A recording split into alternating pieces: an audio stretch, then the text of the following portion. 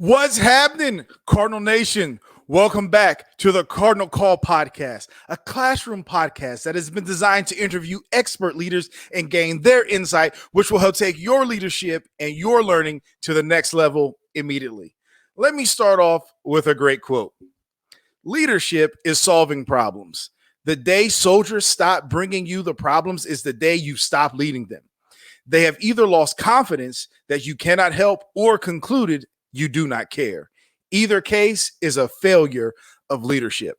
That quote was made by former U.S. Secretary of State and four-star General Colin Powell. Ladies and gentlemen, trust me, you don't want to miss any of our guests this month, as we will be interviewing some of the top leaders in the community, in the military, and in the university who are dedicated to and passionate about what they do.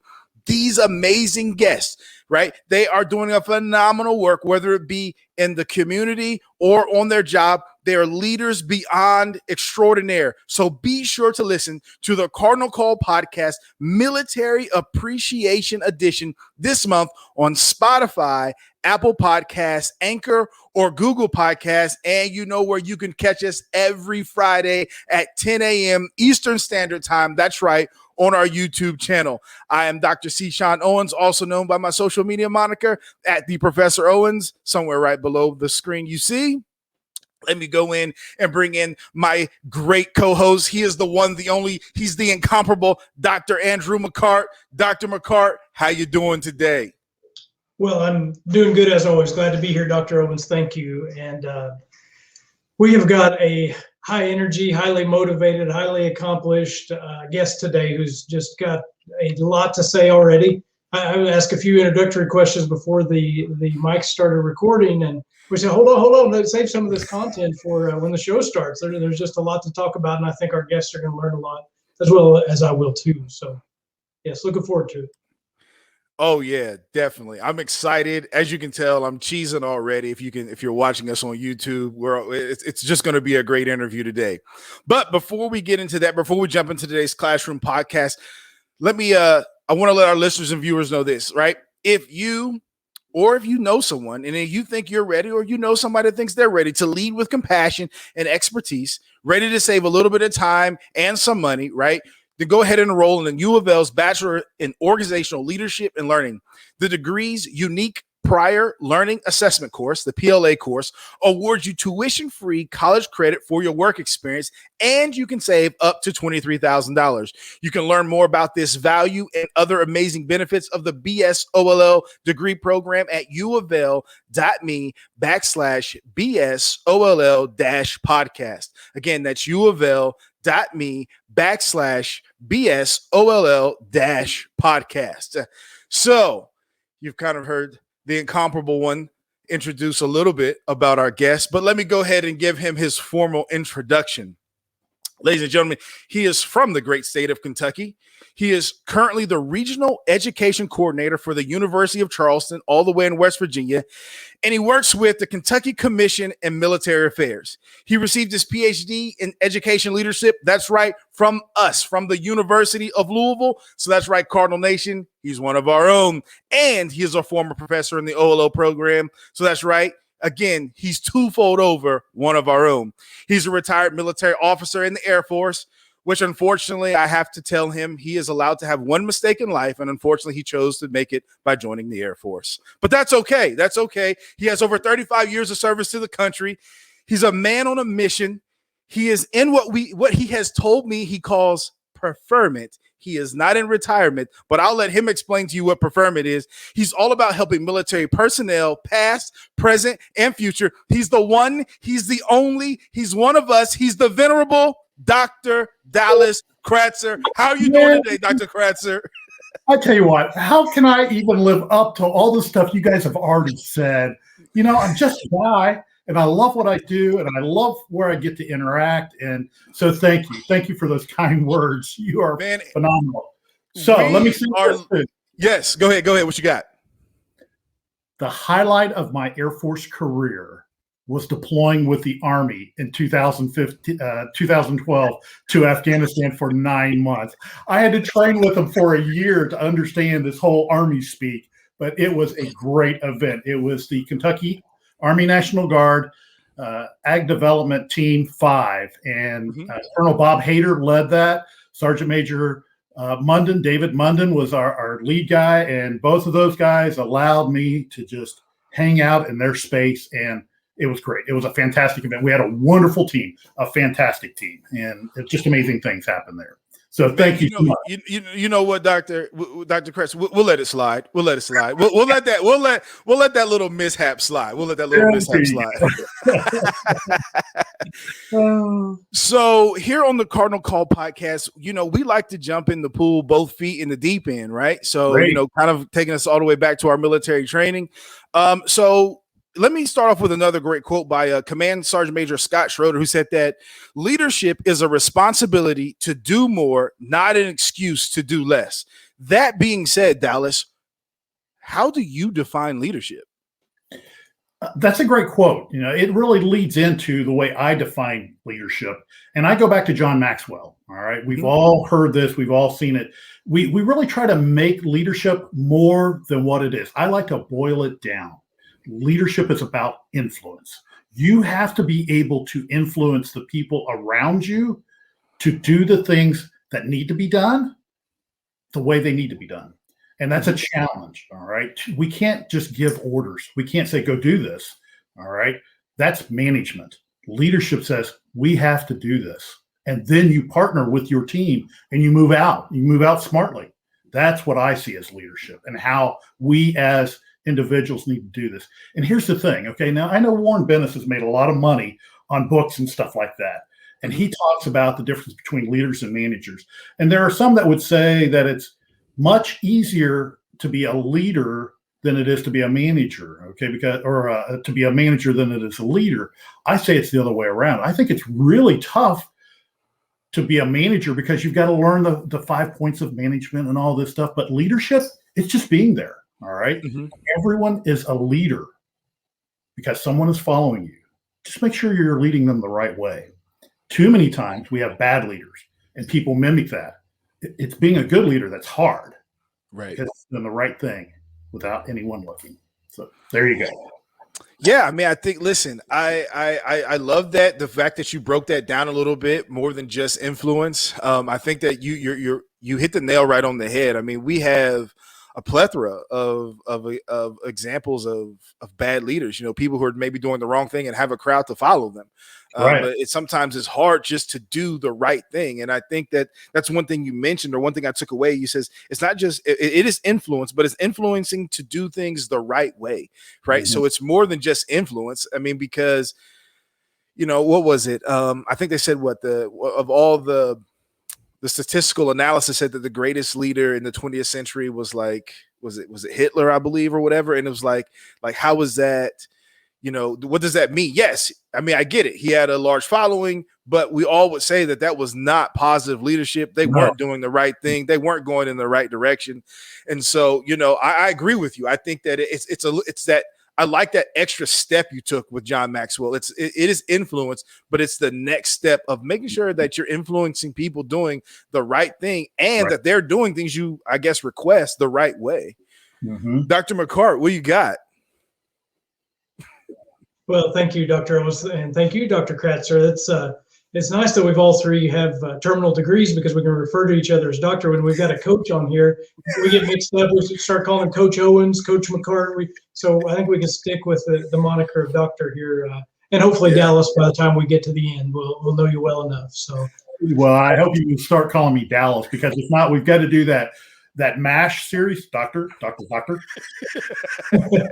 Well, so Dr. Owens asked you about your definition of leadership, and I want to ask you, in my research here for the show, you mentioned something about followership, and that's not something I'm as familiar with, at least being defined that way. So maybe before I go to the next question, could we talk a little bit about followership, which you say, and I'll just quote you from your LinkedIn profile here. You say, personal development and professional development equally as important, but we also have to follow. We know how to be a good follower, I think, is where you're going. So could you elaborate a little bit on that? Sure.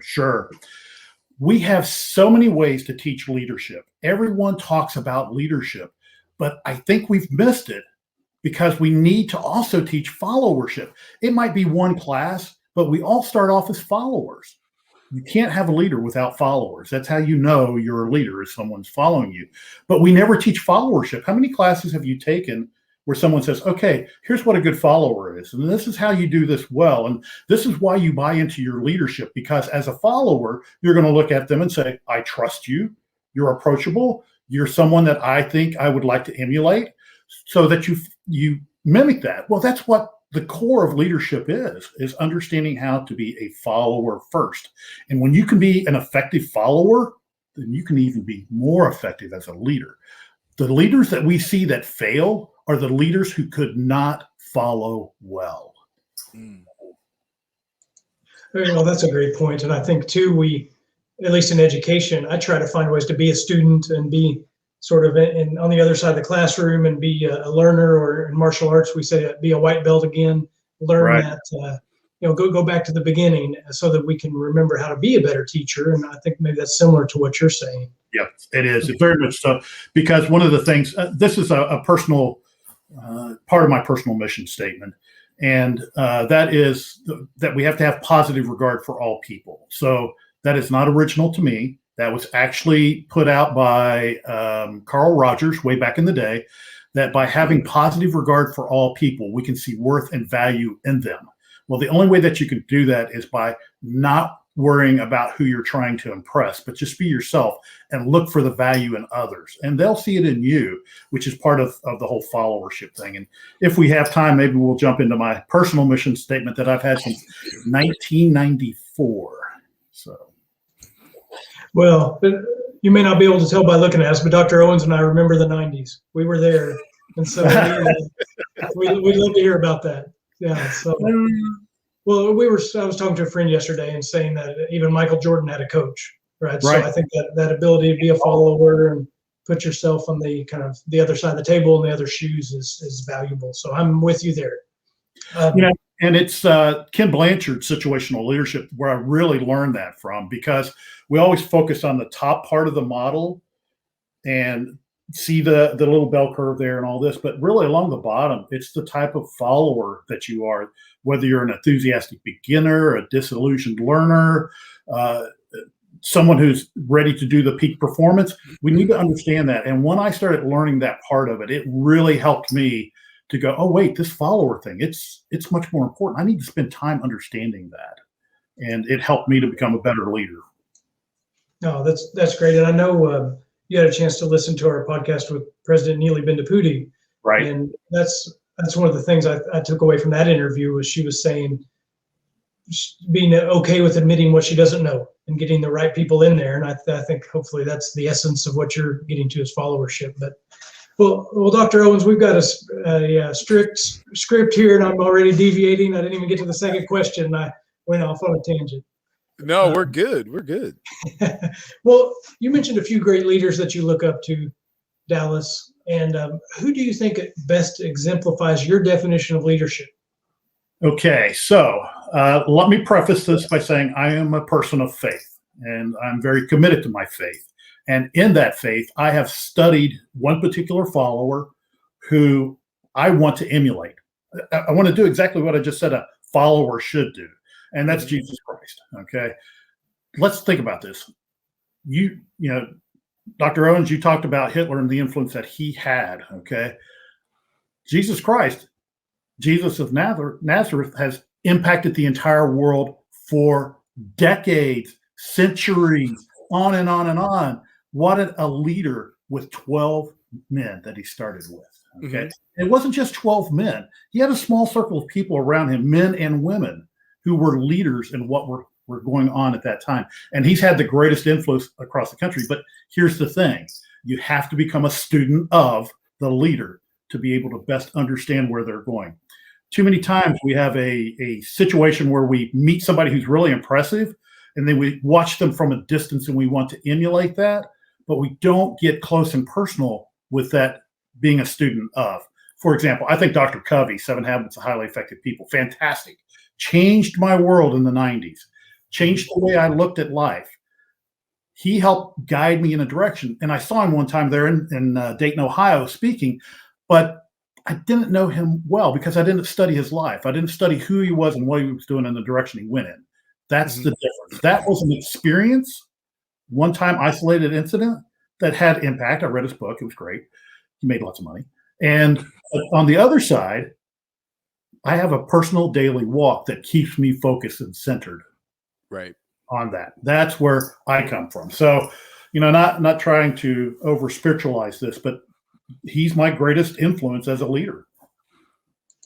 No, we appreciate that, and yeah, don't apologize for taking it in a direction. It's really all about the guest and learning what your spiritual or leadership or your personal philosophy is like. So thanks for sharing it. Well, we're all spiritual. We all have a spiritual aspect, and we need to respect that. It goes back to the earlier comment: positive regard for all people.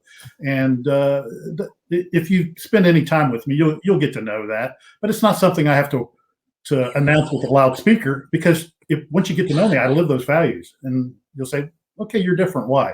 Well, I'm different for a lot of reasons. Some of them are good, some of them are not. Well, thank you. Dr. Owens, please.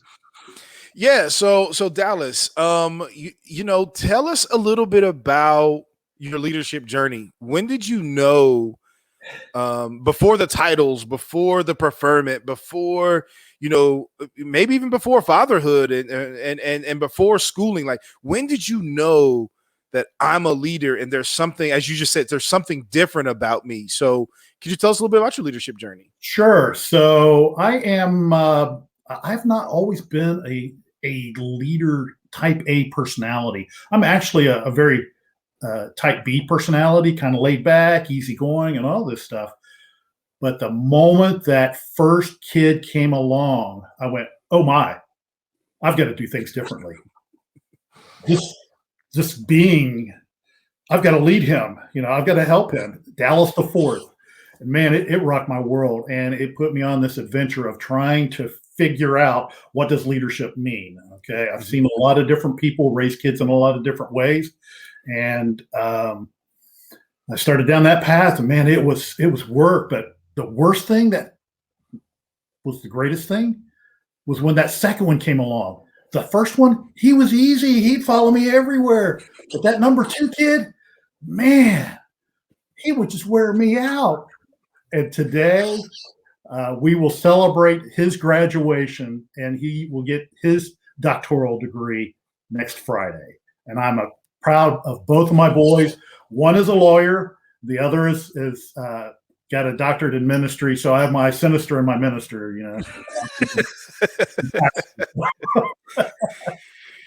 That's awesome. So you were saying it all started with fatherhood for you. It wasn't sports or I don't know, whatever. Were you in the military when when your sons were born, or yes. were you still young were you still early in the military, I'm guessing? Yeah, I was. It was really young. We were 20 when our first one was born. Mm-hmm. And my wife and I will be celebrating our 39th here in just a couple of weeks. She has tolerated me for a long time, but I had just gone on active duty. I'd been on active duty about a year. It was my year of active duty. I started in the Air National Guard, did 2 years there, realized the Guard gave me a lot of structure that I liked, and that's how I ended up in the military. Quite honestly, I wasn't sure where I was going to go in high school. I floated along. I could get by. I have a little bit of a personality. I'm a little charismatic. I could get away with things, and I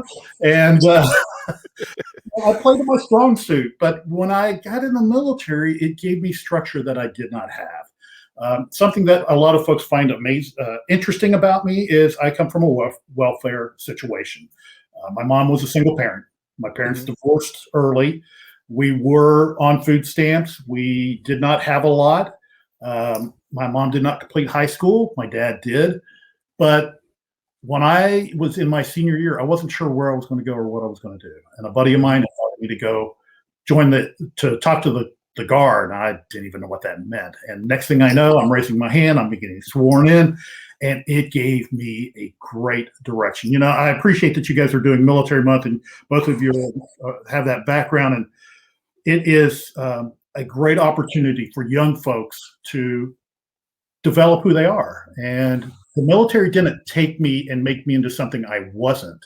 They took me and exposed me to who I am, and who I am today is from that experience. And I value that tremendously. It's particularly now, I'm very engaged with the military community, and the young folks that are going in now have even greater opportunity to have that opportunity to grow into who they are. So it's exciting. Our military is not the same as in 1980 when I joined. Very different. And no stress guards back then, huh? Yeah, no, yeah, you got no time out. Yeah. So, Dr. McCarr, as you can see, I mean, I know we kind of kicked the can around the yard. So Dallas said his leadership journey kicked off when he became a dad. I don't know. I mean, Dr. McCarr, you have your first one running around. Do you have a similar testimony there? Well, Dallas, just to bring you up to speed on what Dr. Owens was talking about, I've got a 6-week-old. It was my first one. She came out of the blue, and we weren't expecting it. And I thought my wife had COVID. When coffee didn't taste good to her, we thought she was sick, and it turns out she was pregnant.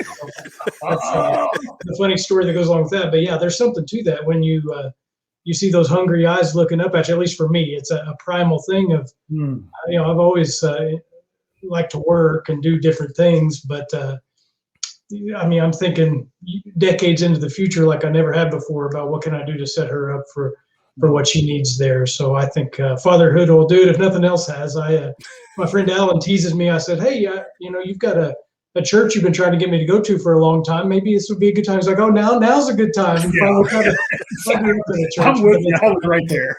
Need to get involved around here now that we got a little one. But yeah. So. Yeah. Well, congratulations. That's awesome. And your world will be rocked on 2 accounts. First of all, the baby. And second of all, a girl. Okay. It takes a special man to be fathers of girls. And Dr. Owens, you have a girl, correct? And yes. Okay. Yes. My daughter is actually considering, she actually texted me earlier today about what she needed to apply for to attend the University of Louisville. So I think there may be a future card in the making there, but I don't want to spoil any of her surprises that she may be putting out there on her own. Good. But your world will be changed in ways that you will never imagine.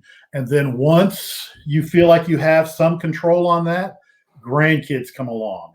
We have 6 grandkids ranging from coming up on 1 next week to 11, and 3 boys, 3 girls. I'm not used to girls.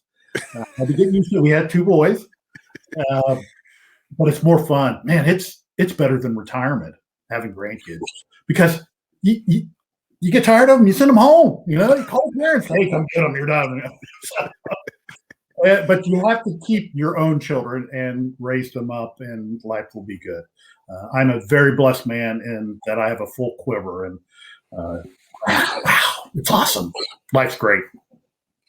Well, I appreciate that input, and from both of you. Dr. Owens was looking out for me even before she was born, just saying, now you don't know it yet, but you may want to kind of throttle back a little bit on some of these things we got going. And so I'm up for advice, but well, let's bring it back to our questions here, Dallas. And I want to ask you about traits that up-and-coming leaders need to have. But before I ask that, I want to refer back to some of the research we did here on you. And by the way, your LinkedIn is you've got a very thorough LinkedIn profile, and I really enjoy that when people describe their work instead of just a 1 bullet line. It's there's a lot of information. We can get to know you before we talk here. But you've even got my cousin Bob says he's got more degrees than a thermometer. And I might say that about you. I had to scroll down to show all your education here, including the master's from the Southern Baptist Theological Seminary. We'll have time to talk about that later. But in asking about these traits that up-and-coming leaders need to have, and something you said there about going into the military, you mentioned here that we need to focus on helping people understand who they are.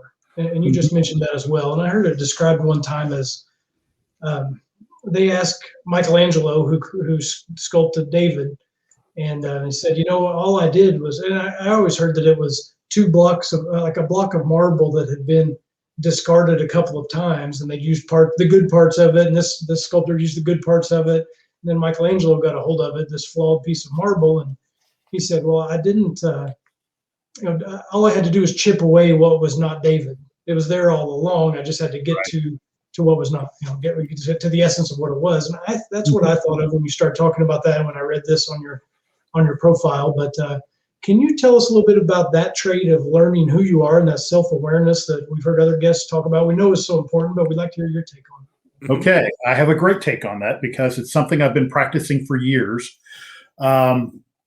Because there's a tool out there that I think will help us, and it's called the Jahari Window. I'm not sure if you guys you probably recall it from your undergrad years. I'm about models. Models help me to make structure in the world because I'm a very unstructured person. And a lot of folks go, no, you're kidding. You're military. You did all this. You're doing all these things. No, really. If you cut this open, cut it in half, it's a big lightning bolt going off all over, okay? Just not a lot of structure. But with the model of the Jahari Window, it helps us to have self-awareness and other awareness. Because what's happening out there, everyone tells us we need to have self-awareness. Everyone's telling us we need to build trust. Everyone's telling us what we need, but they don't tell us how to get there. And that's where the Jahari Window has made sense for me. I was exposed to it 20-some years ago, 25, 30 years ago. And it's really just 4 panels on a window. And these 2 guys, Joseph Luft and Harry Ingham, were the ones that developed it. And they say we have a window with every person in our relationships. And that window has 4 panels. The open, the things that we know about ourselves and others know about us. The hidden, the things that we know about ourselves, but others don't. The blind spot, which are the things that we don't know about ourselves, but other people see it in us. And then the 4th panel is the true unknown. And what we have to do is be able to let people in, expose the hidden, share our lives. We also have to listen to what people are telling us about ourselves. So making sure that we're willing to see our blind spots or be told about our blind spots. Many people get defensive about that. And then as we do that, it will shrink that hidden area down. And what that creates is a leader who has, first of all, approachability by letting people say, I see you doing this, and I don't know why you do this. Can you help me out and explain it? But it also creates transparency. As a leader, we need to say, hey, this is where I'm going, and this is why I'm going there. And I'd like for you to journey with me, being transparent. And here are the pitfalls, and here are the benefits. And when we live life that way, being approachable and transparent, then we can create trust. People can say, you know what? I can trust you to have my best interest in mind. I can trust you that if I see you doing something that I think is wrong, you're going to let me ask the question, and you're not going to poke me in the eye for poking you in the eye. All right. You're going to take the time and hear me out. See, this is all good followership. You can't do it until you learn it yourself. And then once you learn it, then you can share it with others. So probably the last 15, 20 years, every time I go into a working relationship, I try to share that Jahari Window mentality and say, here's the deal. I'm going to be really transparent with you. There are some things I won't share, but a lot of it I will. And whenever I'm getting ready, I'm going to say, hey, here's something I think you need to know about me. And when you hear that, that means, oh, listen up, sharing the hidden. And the code for you to say that I'm doing something you don't understand is just simply say, I see you doing this, and I'm not sure why. And I'll go, going to share a blind spot. Help me out to be better at what I do. Let me give you, for instance, I have a challenge of squinting. I squint a lot. And when I squint, I look mad. And I have to be really careful with that because that's not my intent. I just squint because I squint. But when I squint, it makes everything else look angry. So I have to be careful with that, particularly when I'm talking to people. And if I'm outside, the nonverbals, this right here speaks volumes. We have to be attentive to that. And it's really solved a lot of problems for me, a lot of situations. It creates a great working environment when you're aware that your nonverbals can potentially cause problems. That's a long way around to answer your question. But, dude, when you talk to me, that's what you get. I got stories for everything, Oh, I appreciate that. I picked up a few things here, and Dr. Owens and I, we joke about our pens run out of ink on these shows because we're taking notes on all the things we're learning. And a few things you said there is thinking about if we're willing to look at our blind spots, I think we don't mind if others point them out, or if but I know before I was as comfortable doing that, I would be defensive and I would try to I would cut people off, or I would look for something to attack in them maybe, and so I think that willingness to go there to what you don't know about yourself or what you don't like about yourself, I think can be okay, instead of being a scary subject, or like a kind of a scab that you don't want to pick at, that you try to keep people away from. It's off-putting. Yeah. Yep. Yep. Yeah, I was talking to a group last week, and it was a class, and they were talking about preconceived notions. And I said, I've spent most of my adult life figuring out I'm wrong about stuff, and it's not such a bad thing. It's like, well, okay, what can I be wrong about today and give it up, so I don't have to be wrong about it ever again. And so there you go. Yeah. Tool. Yeah. Yeah. There's a little tool out there. Again, I've got a tool belt full of things. The ABCs of emotion, the activating event, the beliefs we have about it, and the consequences we suffer. Albert Ellis was the one who coined that early on. And way too many times of the activating event, our beliefs are wrong. And he would say that we were a cracked pot in our thinking. We have the wrong beliefs about it, and then we suffered negative consequences. We've got to get past the belief systems that everything's negative or ugly. You know what? Some things can be okay.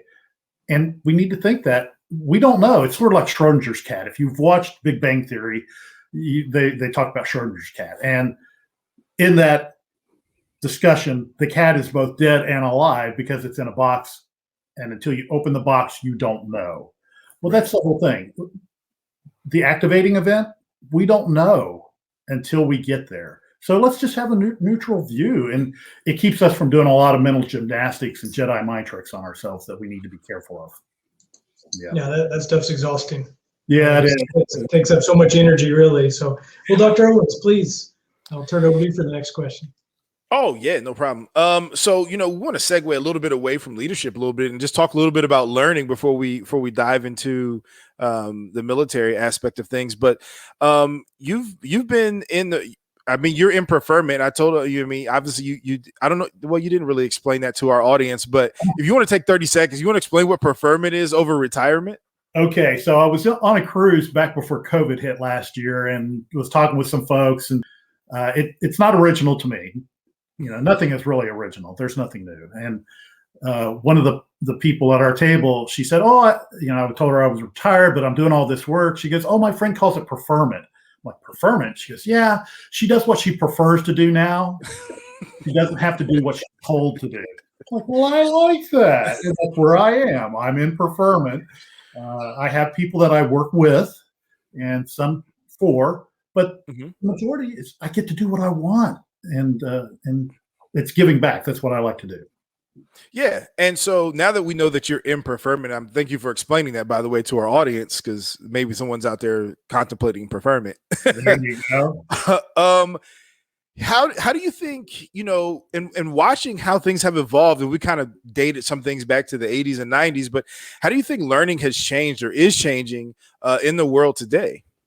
Well, COVID has changed our world. We are finally recognizing the capability of distance learning, okay, where learning can happen in multiple mediums, how best to use this thing called the internet to communicate and to share information. I've been an online instructor for years, 20 plus years. Love it. I thoroughly enjoy the classroom, but in the online environment, I've got to learn how to engage my students differently. And in doing that, how do I create community? We can do this, but it's an investment of time. It's just like anything else in life. Anything worth doing, it's going to take time and effort. So do it. Put your due diligence out there, and you can create greater relationships. I have students all around the world every semester, and I get to hear exciting stories. Matter of fact, when I was in Afghanistan deployed, I taught 2 classes from Afghanistan. So it's just a new concept. And at UCWV, I'll throw this out there, we have a very global perspective for our staff and faculty. We're all over the country, and we have one in Berlin, Germany, as a faculty member and staff member. So this is the direction that our country will move in, and I like it. I see our education going in that direction. But another area that I see, and I'm going to kind of jump ahead on maybe some of the questions you might ask, is the movement toward understanding what credit for prior learning is all about.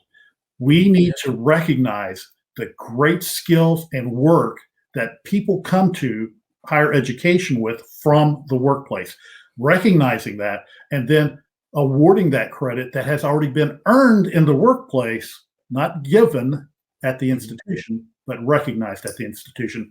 I just did a paper with ACE, the American Council on Education, and we talked about recognizing learning in the military and corporate settings and how that is the next wave that I think we will see in education.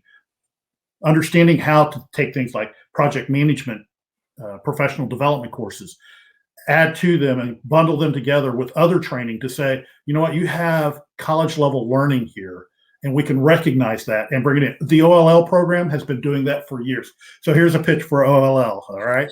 You guys do a fantastic job. I taught in that program a long time ago. It's been going on for 50 years now, where they recognize the workplace learning to help people complete their undergraduate degree. We're doing it at graduate level now too. So these are the two waves that I see in education. Yeah, that's great. I mean, I'm glad you pointed that out. That was a great highlight. I think that those are some things that, obviously COVID, it did a lot of things, right? Some good, some bad. One thing I've always asked people is what are some of the positives that we learned from COVID? Sometimes that's a head scratcher for some people because they're like, positives. No one's ever asked me that question. What do you mean? Nothing positive has come from COVID. You know what I mean? But like you said, I think it has taught us how to, even within our program, the organizational leadership and learning program here at the University of Louisville, and looking at what are we doing next? Who do we want to go after next? Who is that next great group of students to go after? And I'm glad you mentioned those military students who are either active or veterans, and they do bring something to the table. So Dr. McCart, what do you got? Well, yeah, I'd like to follow up on that. We call it the prior learning assessment, where we, and I like the way you said that, where the skills are earned. Maybe you'll have to tell me what you said. They're earned in private industry or in the military, but then they are recognized at the institution. Right. So it's kind of how you said it, I believe, but I really like the way, yeah. So I was just on a discussion earlier today, and we're talking about a program that used to be out there. It was called Troops to Teachers, and it didn't work out really well. But we're trying to bring it back. And the comment was made, we bring people from industry in to teach classes in a heartbeat, okay, because they have all this workplace learning and experience. But yet, why don't we count this toward degree completion for undergraduates? Because they have that workplace learning and experience, experiential learning. And that's the key. Not all learning is worthy of college credit, but there's an awful lot out there that is. Right. Yeah, that's right, and we do recognize that, and I think it's great as a faculty member that we don't, and a program director, we don't have to charge them money for that or make them sit in a seat for 45 hours over the course of a semester, when in fact some of them have enough experience to be teaching a course like that. Sure. So anyway, we can stand behind that. We still do that in our organizational leadership and learning program. So, well, and the American Council on Education has done a great job at looking at this and evaluating the military, particularly the military workplace learning and military courses, and identifying college credit for it. They also do this at corporate level. There are some places out there, for example, I'm just going to throw this one out there. I like sharing it a lot. We all know Dollar General. We've seen them all over the place. But what a lot of folks don't understand is the American Council on Education evaluated the store manager training that all Dollar General store managers have to go through. It's a year-long hybrid virtual in-seat, 9 credit hours. Why are we not out there talking to these folks that have just earned 9 credit hours in their workplace learning, saying, let's complete that degree, okay? Right. Because that's valuable learning that is college equivalent. The military, even more so. Doing a lot in that area right now, too, with the Kentucky Commission on Military Affairs.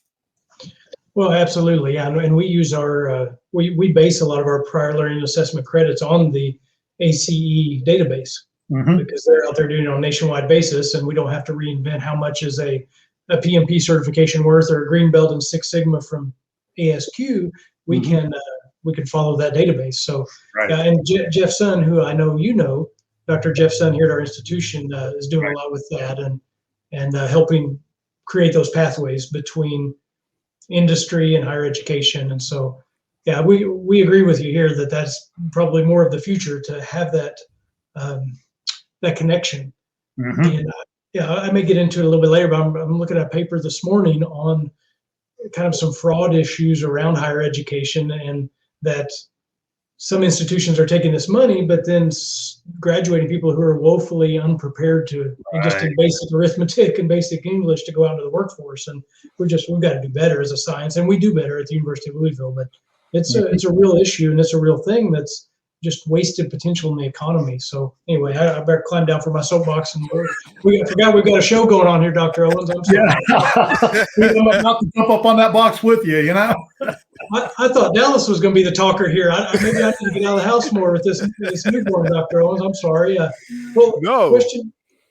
Yeah, So No, I along mean, the line, some professional development, and the reason some places are challenged with it is because they just say, "Oh, we're going to hang out a shingle and we're going to do this." Okay, Mhm. but the schools that invest in understanding what ACE does, but also the professional development from other professional organizations like the Council on Adult and Experiential Learning, CALE, they are the ones that can really help. You've got Matt Bergman there, Dr. Bergman, in your program, who's involved with Complete College America, who is involved with the plan, which is the Prior Learning Assessment Network. You invest in the development of people who are going to be leading these programs so that you have a solid, rock solid, accredited, regionally accredited way of assessing that workplace learning. Okay, I'm going to get off the box now. Well, and as connected as the world is, it's becoming easier. So Yep. we've got a healthcare leadership program that's based on the National Center for Healthcare Leadership Competency Model. We Mhm. went out into one of our, Norton Healthcare right here in Kentucky and in Indiana, and we were talking to them about it, and they said that's the exact competency model we use. And so right away it was a lot easier because we're speaking the same language, and it's Right. the world's more connected. It makes more sense to do these things. Yeah. Yeah. Can I take us somewhere else for a minute? I want to make sure I get this in here. Okay. Go Okay.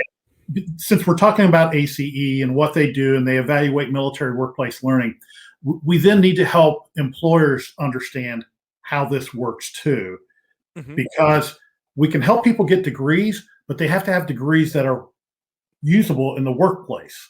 And Right. one of the things that we're doing at the Kentucky Commission on Military Affairs right now, we're working to help service members who are transitioning out of the military to go through a program called Skill Bridge, which will allow them to intern with employers for opportunities of employment. They're still on active duty. They are able to do this. And then if it's a good match, the employer can hire them. So it's a great opportunity. And one of the ways that we're doing it is there's a tremendous need out in the industry right now for cybersecurity professionals, IT professionals. And at U of L, KCMA is working with your program that's called C4. We're standing up certifications for computer science and such like that, and cybersecurity. But one of the other things that we're working on at KCMA is to help school districts to understand the significance of computer science teaching for DoD related or connected individuals. And we're trying to then take service members coming off of active duty, putting them through a skill bridge program, which will expose them to being a teacher in higher ed or in high schools Mhm. in the area of computer science or cyber IT. And that skill bridge opportunity will allow our service members the opportunity to get employment upon leaving the military immediately. And this is something that it was called Troops to Teachers before, but we're bringing education, business, and secondary education together to achieve this result for our service members. It's a great opportunity. We need to create more like that in healthcare. We need to create this in business. We need to create it in other training areas that we can help service members who have great experience, wonderful work skills, but they're coming out of the military. And there's a difference between those two worlds. Dr. Sean, you and I were talking about that before, the transition, if you want to just mention that.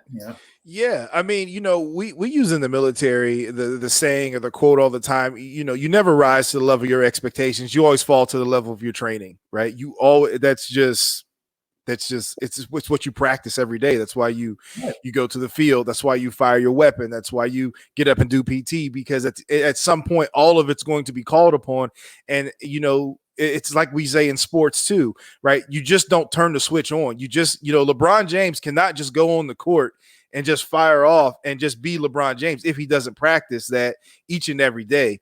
I think that the most notable in culture is probably Kobe Bryant with the Mamba mentality. You're the first one in, right? You're there with the janitors, and you're literally the last one out the gym. You're practicing after practice because you never know, right? And that's, if you want to compare what some people would even compare like a Kobe Bryant, God rest his soul, to a LeBron James, they would say one is more clutch, because Kobe Bryant would spend hours upon hours shooting that last second clutch game-winning shot, whereas LeBron James, he's made some, but he's missed quite a few as well, because that's the difference. One guy he knew it's when it comes down to this, I got to be trained for it. And so it's like that skill bridge. Skill bridge is going to be that transitional training, because I know when I got out of the military in, 2011, it took almost a year before, luckily landing in with a job. And right. there was no skill bridge. It was apply, and just keep collecting these. We're sorry, we're going in a different direction type. And I couldn't understand it. I'm like, what? It does, because, and this is something we haven't talked about, but at some point, like, it plays on your psyche as well. Like, what am I doing? Why did I get out? Like, I'm still young. I mean, and I did finance, so I did a skill that could have easily transferred back into civilian life, but it never manifested. Thank God for the American Legion, who I probably felt bad for me. Saw a struggling vet on the street and said, "Hey, our national headquarters is downtown. Apply for this job," and it worked out. But without things like Skill Bridge out there, I think it would, I see something like that as a blessing, because just my personal experience was, had it not been for the American Legion, it would have been, I don't know. I mean, I'm sure I would have been here today, but I don't know what my roadmap would look like. So, right. But that brings me to one of my questions. We've kind of, talked about it back and forth. It's just kind of, what do you see happening in the landscape of higher education as a result of COVID that will ultimately change how military education practices will operate moving forward? I mean, SkillBridge is a great caveat to that, but what else is out there, or what else are you aware of from, being around and being at other institutions and seeing what other places are doing? Okay. So one of the biggest changes that I've seen, and it predates COVID, but it's been amplified through COVID, is the integration of distance learning in the military, and the focus on making sure that the military training that they're getting, that if they can, because they always train to mission, that's their goal, but if they can, they go that little extra mile to say, we're going to put some adult learning theory in here. We're going to put some project management in here. We're going to help you to do those civilian industry things. And then they've come along with a program called COOL, which will allow service members to take their GI Bill and use it to get occupational licenses in the civilian sector as they transition out. So the military has really morphed to where they really have a soldier for life mentality. The Army was the leader on this. They started it out. They started with the CSP, which was a career skills program, in what has now become SkillBridge. They've grown that up and really made it well, because it is for life. And they just don't take you, use you up, and break you and kick you to the curb. Now you're part of the family, which is a great dynamic of the military. It is not like it was eons ago. It's more like it was when we were at war with World War II, where people took care of each other. And that's one of the hard transitions coming out into the civilian sector is, when you're in the military, you have a family. Even though you're not related by blood, you're related. Okay? Yep. And you take care of one another.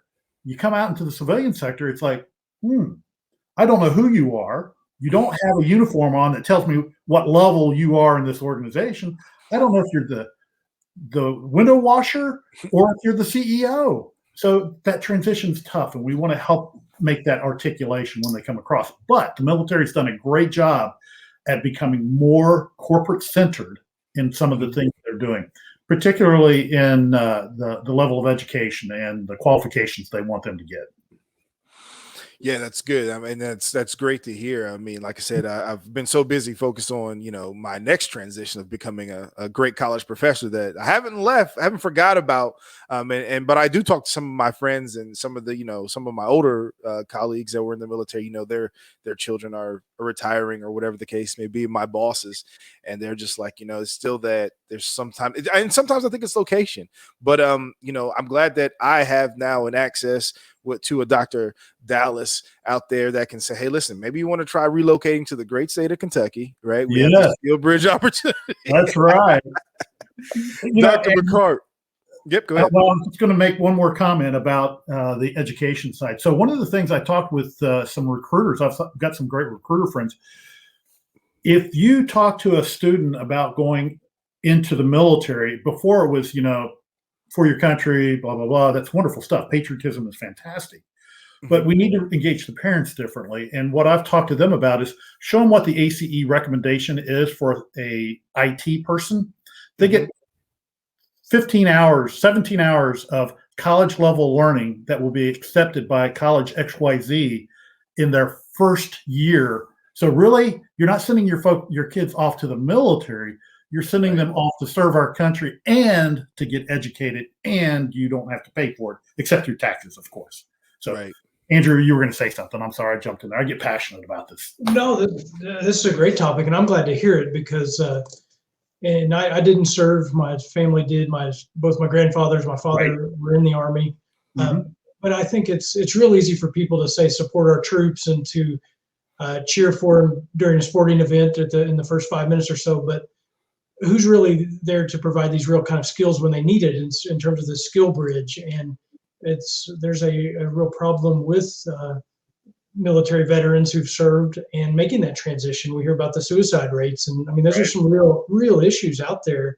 And I'm glad to hear that there are like real skills gaps, because I've a number of friends that were in the Navy or in the Air Force. I don't want to bring up the rivalry again, but it's all, I appreciate all of you. And so, but we don't mind in the Air Force because there's really no rivalry for us, So well, that's So it's but I'm so glad that there are programs like this, is what I'm saying, because it's easy to jump on the bandwagon when it's easy, but to be there when these folks really need the support, I'm glad that there are programs out there working on this. Was all I was going to say. And we've gone past just the service member. The way that we are serving military spouses that's been the real big push in the last 3 years that I've seen. That is an important push, a tremendous push, because we have spouses that have great capabilities, but people go, oh, well, yeah, your spouse is in the military. Oh, okay. We can't employ you because you're going to be moving. No, actually, we have great qualified folks that can do amazing things, and we need to employ those spouses and create those opportunities. And the spouse is the backbone of our service member. Okay. They're the ones that are there every night when they come home. Okay. And every night when they don't come home. All right. We have to go and do things all over the world, and they keep everything together. My wife, I could not have succeeded in my military career if it had not been for my wife. I am a very fortunate man, and that's just key. The military spouse is so important. Well, yeah, you make a great point about that, and it reminds me, my brother-in-law he served and came from Ecuador and served in the United States Army, and is now getting his PhD at Bellarmine as part of his service. And my sister-in-law, his spouse, is getting benefits too and going back for training, another degree and things. So it's anyway, I can relate to these things you're saying. So moving on to another question here. And I may be moving back on our script here that we've got, but what are some things that you've learned during retirement that you think others should know entering the workforce, or even salty dogs like Professor Owens over there that's got knows a lot, but we can still learn from you because you're ahead of us on this journey. What are some things that we can learn from that you've learned in retirement? So, retirement has changed a lot with the millennial generation, the fire mentality, and retiring early. I retired from my military service at 52 and love it. I sat on the porch for about 30 days and then started doing things. It slowly ramped up. But in going into retirement, one thing that people really need to do, you need to have a plan financially so that you're not in a situation where you have to work, but that you can be in preferment because you've earned it. And you should be able to do that. I would have liked to have started earlier in preparing for my retirement. I was very fortunate. I got an active duty retirement that opened up a lot of doors. If I had not had that, I would still be on a full-time job working for somebody else doing what they told me to do. And so that's great that I don't have to do that. But the other plan they need to have a plan to do something. When I was coming down to retirement, my plan was to be a faculty evaluator for the American Council on Education. The way that these credits come together for military folks, that ACE has a team that goes out and they evaluate. They look at all the training that goes on. They look at all the course materials, all the tests, everything, and then make a determination if there's college level learning. I wanted to do that. I could never do it while I was in the military because it's a week event. You go out, you're doing all this, you're working hard. Plus you have to be teaching somewhere. So I was doing the adjunct professor thing as I went through. Number one job according to AARP in retirement, adjunct professor, and it's a great plan. So having a plan of what you want to do just to keep you in the game, okay? As a faculty evaluator, I wasn't out all the time. I went out about once every 2 or 3 months, but it kept me fresh. It kept me mentally in the game. So that's incredibly important. And then the third thing, since you asked for 3, give back. All right. Give back. Because for me as a military member, I had so many great opportunities. I can't tell you how many times somebody bought my lunch. Okay. And that was awesome. I loved it. But if they knew what kind of money I was making, they would say, "You buy my lunch." All right. I was at a table in Louisville one day. I had 2 one-star generals, a command chief from the Air Force, and myself as a lieutenant colonel, and somebody bought our lunches. Wow. It's because the American people, particularly the people in Louisville, love their military folks. We were all in uniform. It was easy to pick it out. So we need to give back. And you know what? Now I'm the old guy buying lunch for that person over there in uniform. I'm the old guy that goes to places and say, "Let me show you how to set up a prior learning assessment program so that you can help military members." I go and I volunteer to speak to military members about what it means to civilianize when you come out of the military. Such an important thing to hear because there is a transition there, and it is a tough transition, as Sean was talking about.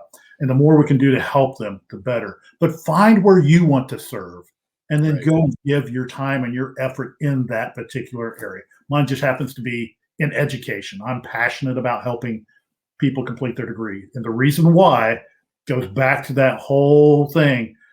I was never expected to go to college and succeed. When I went back to my class reunion and I had finished my PhD, they're like, "You have a PhD? What? You were the one that was cutting class all the time." Yeah.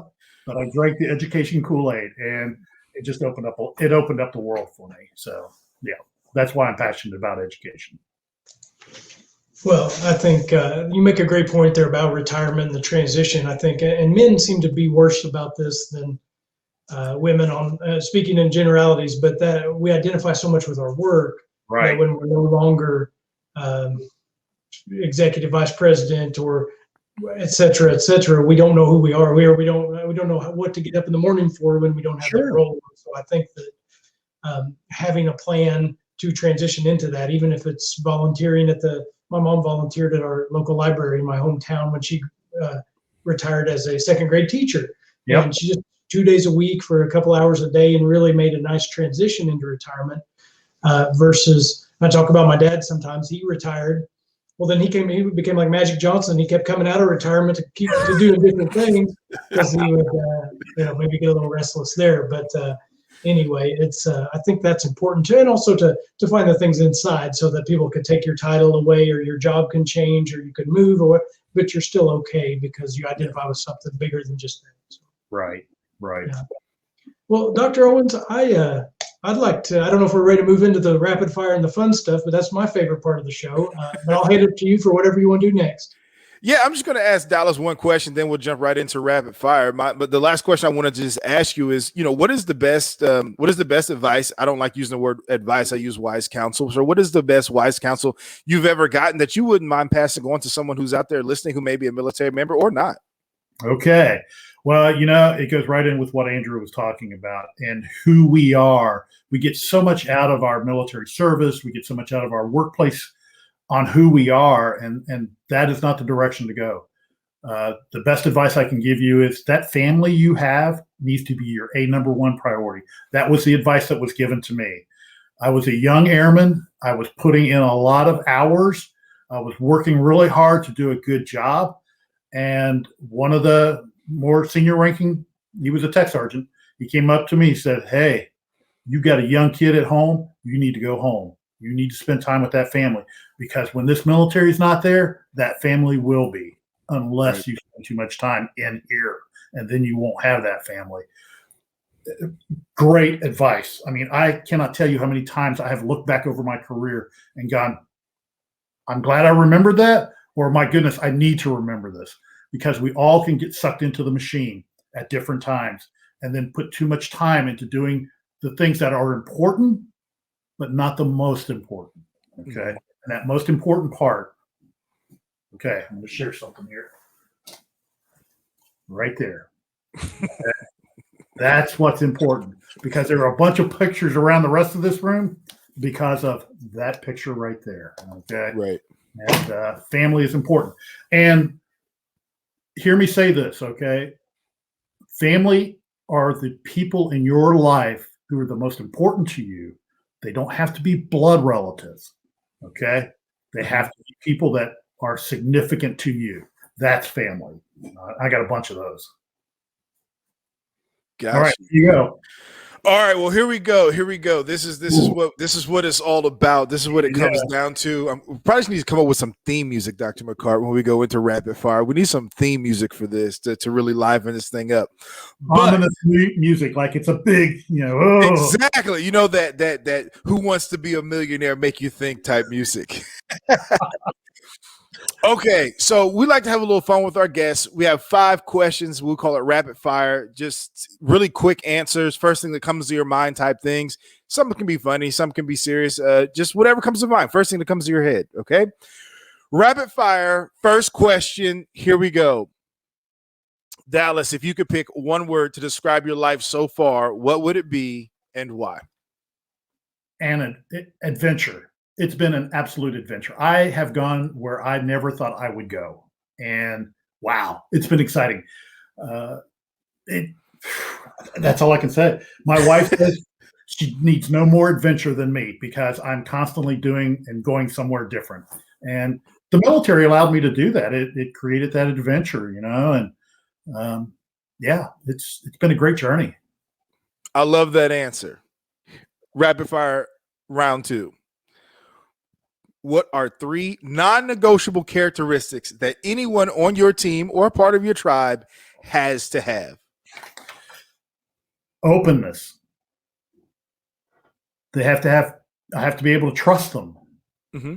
And flexibility. Okay. So flexibility really creates all of that. Openness, we've got to be honest with each other, because if I can't trust you, then I can trust you not to be trustworthy. And that's not a good thing. Okay. Love it. Yeah. To be truthful. Man, when things go bad, don't be afraid to say it went bad. I made a huge mistake, because then we can do something with it. But when I'm blindsided, man, I'm scrambling to fix a fire. We're in the heat of the moment. If you see the fire coming, or if you see the train wreck happening, let me know. That's part of my team. When we went to Afghanistan, that was such an important part that I kept hammering to the team, and they'd say, here's the danger. And it, I think, made us a safer team. That's why we came back with everyone, no one hurt. But that's been the way it's been through my whole life. and flexibility. Okay. Semper Gumby. You know, that's a term I learned a long time ago. For you young people out there that are watching this, Gumby was a little rubbery little guy that could bend and contort any different way. That's who we need to be, because you don't know what the next challenge is, and we need to be able to adapt and overcome. Definitely. Next question. What's your favorite dessert? You know, that's probably the hardest one of all. I have so many favorite desserts, but I'm an ice cream guy. So Okay. I eat a lot of ice cream. And when, again, back to Afghanistan, when I was deployed there, Sergeant Major Munden, he said, you know, July is National Ice Cream Month, and we've got Baskin Robbins ice cream in our dining facility. So I took the Sergeant Major's challenge of eating ice cream every day in the month of July. And I have a certificate to prove it. I wish I would have had time to bring it over here and show you guys.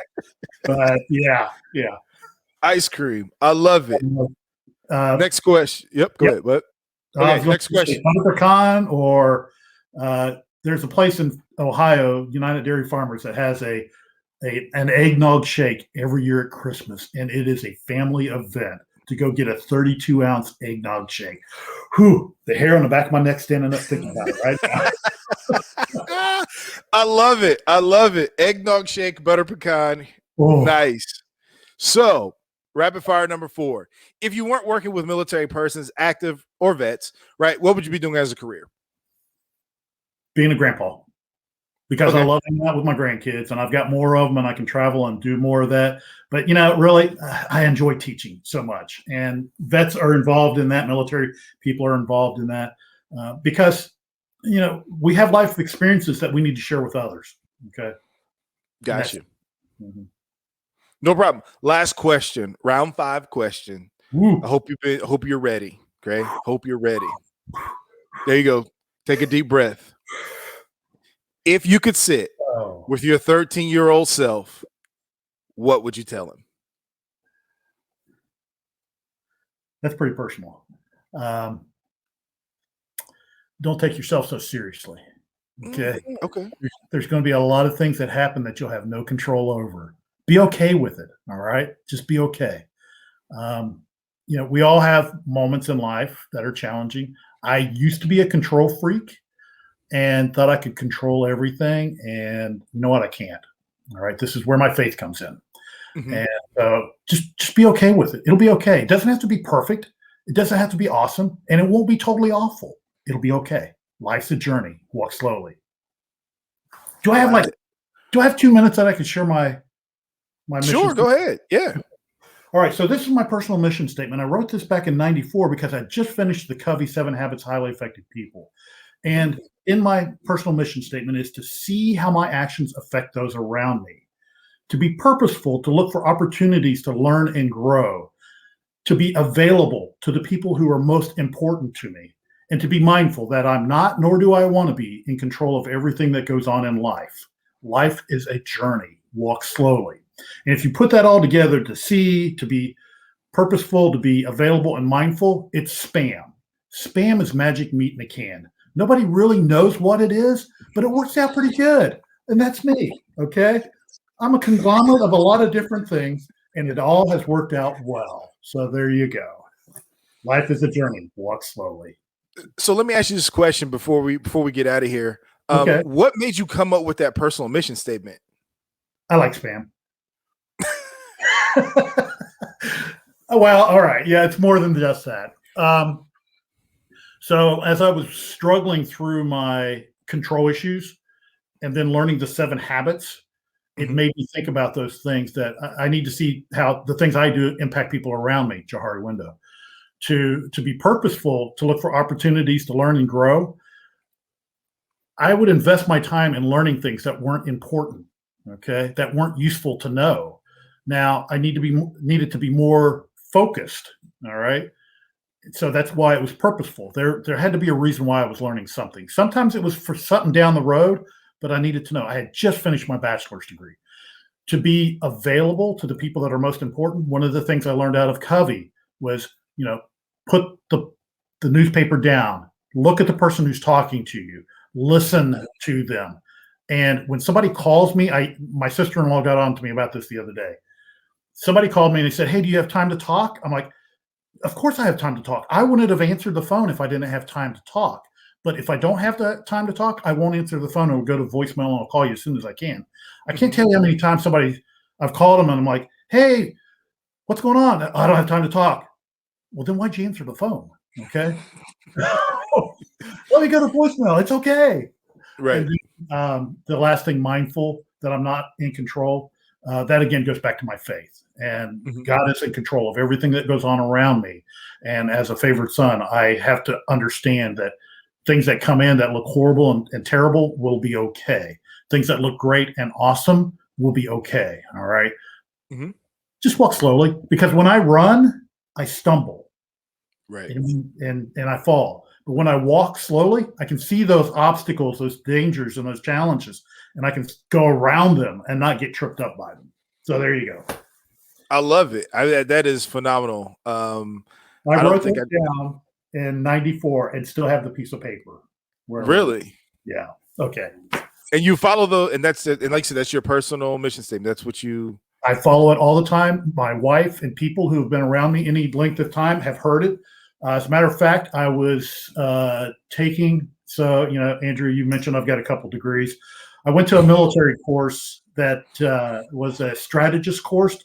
We read 187 books in 11 months, and it was grueling. Yeah, Book a Day Club is what it was called. It's called SAS, School of Advanced Air and Space Studies, the most academically rigorous course in the U.S. military. And I enrolled in this other military course, and I got my second set of books, and it was the same books I'd read for this other course. And my wife goes, "Now let me see, how does this match up to that second part of your mission statement? Purposefully look for opportunities to learn and grow. You're not getting anything more out of this, are you?" Like, "No, ma'am, I'm not." And I withdrew from the course immediately, because it was a year-long course, but knew my mission statement. That's the other thing. This is where we have to share our lives with others, that hidden part. When we share our testimony, our personal mission statement, then people can hold us accountable, which they should. All right. A good leader needs to be willing to be held accountable, for people to say, "You're not doing what you say you should be doing." Okay. We need to hold each other accountable. So there you go. I love it. So let me ask you this as we start to wind down and wrap up here. If you had any wise counsel that you could shout from the mountaintop for the rest of 2021, for people to hear, for veterans to hear, soldiers to hear, friends to hear, families to hear, grandkids to hear, right? This is going to be on YouTube for years and years to come, right? Yeah. What would that be? Go to school, get your degree. It opens doors. It really does. I was a horrible student in high school. My wife was a brilliant student in high school. She should have gone to college. We probably would have made millions, but she didn't. Okay. She did eventually. At 49, she took my GI Bill, went to nursing school while I deployed to Afghanistan, and became a nurse. And she's a nurse today. But a college education, it opens doors that you never would have seen. Like I said earlier, I came from a welfare family. I was not college material in my mind, but that's not true. We all have the potential, and it's grit. We need to help develop grit in people to where they have that stick-to-itiveness that needs to get you through. People say, "Oh, you're such a smart guy," which I immediately question their logic.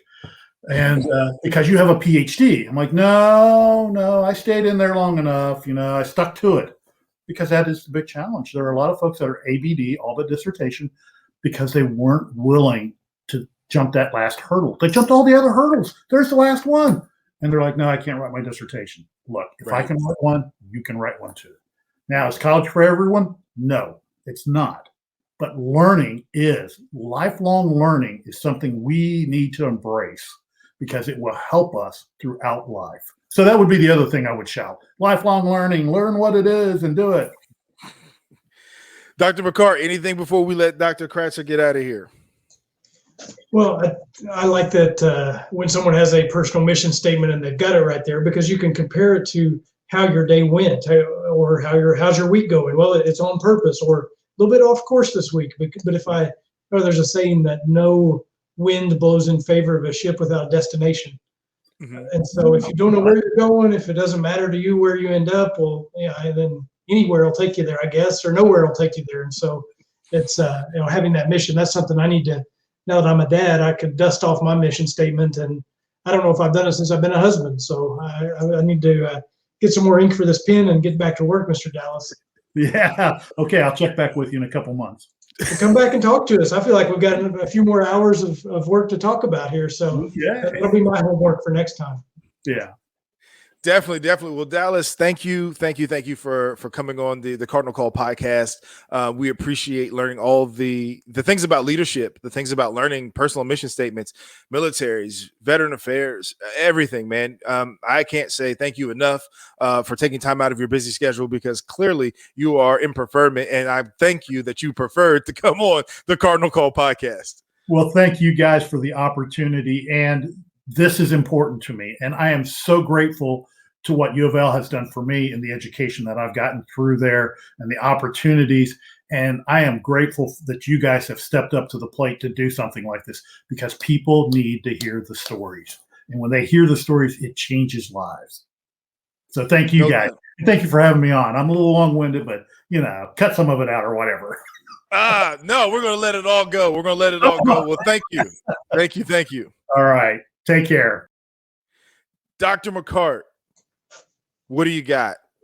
Well, I've got some notes here that I can review to think about where to start, but very well read.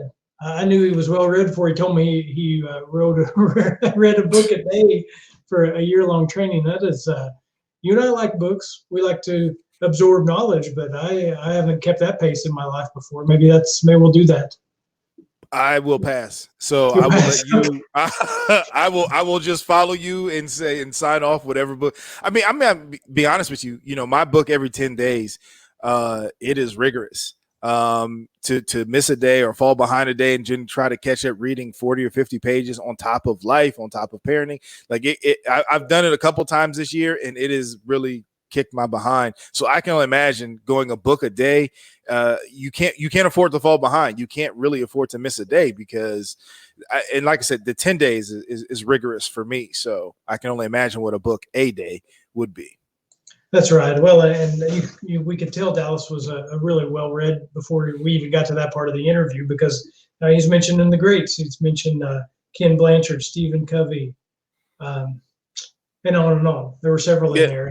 Just what a good inspiring individual, someone that makes me want to be a better person and go back and again evaluate my mission statement and see what it is that I can do where I'm getting a little lazy, maybe being a little tired, making some excuses. Well, what would Dallas do? Listen. He'd get the spam out on his note card and read it. Go down and read the mystery meat. Right. And I think it's great that I think it's great that even his wife is like his accountability partner, right? She knows the spam. So like when it came to that course, how is that helping you? Like you've read 80 to 90% of these books already. What are you going to learn from this that other than be gone for a year or, be unavailable at certain times for a year, which I thought was incredible. I think that, his wife is an MVP, right? Maybe we can get both of them on next time. I think that would be phenomenal. We haven't had a husband and wife combo yet. I think that'd be interesting. Gotta get the other side of the story, but no, we may have to edit this out, Dr. Owens. If my wife knows she's got your permission to be my accountability partner, I'm gonna have to shape up. So I don't know about this, but no, that's great. And that's the message there was sharing your goals, sharing your wants and desires with others, so they can encourage you and hold you to a standard when you're not getting there. Oh, definitely. So listen, Cardinal Nation, we want to thank you for joining us today. You can check us out as far as even some of our previous pods at uofl.me/leadership-pod. Again, that's uofl.me/leadership-pod. So, ladies and gentlemen, we do hope that you join us in the classroom, whether that's either virtually or on campus, to get a degree that help get you ahead, as you heard Dr. Kratzer say it hundreds of times, right? We have online bachelor's, master's, and certificate leadership programs in a wide range of industries, from healthcare to education to human resources. You can go to uofl.me/podcast-OLL for more. Again, that's uofl.me cardinol.me/podcast-OLL for more information about our bachelor's, master's, and our certificate leadership programs. Final thoughts, Dr. McCart. What do you have to say to our viewing audience and listening audience?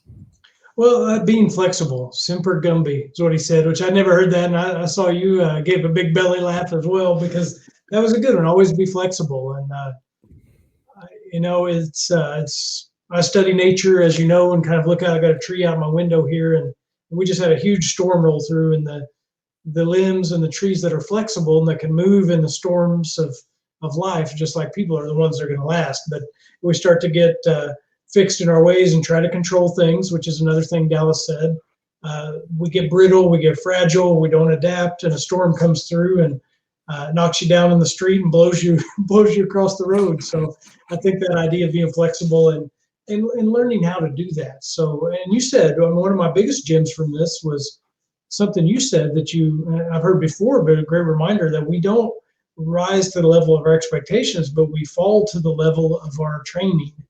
And I had a teacher that would say, when you stress, you digress, and your fine motor skills become gross motor skills. And so you've got to raise that threshold and raise that bar, and you've got to get out there, sharpen your sword, shine your shield, get out there and be ready, because it's things are going to happen, and we will all be, as leaders, judged on how we behaved in those challenging moments. And we want to be the kind of people that show up big, help other people, make a better impact on our community than we found it. All those things we would agree on, but training to be those things, because it won't just happen. So thank you for that, Dr. Owens. You're secretly, I don't tell our audience this much, but I'm here to learn from you week in and week out.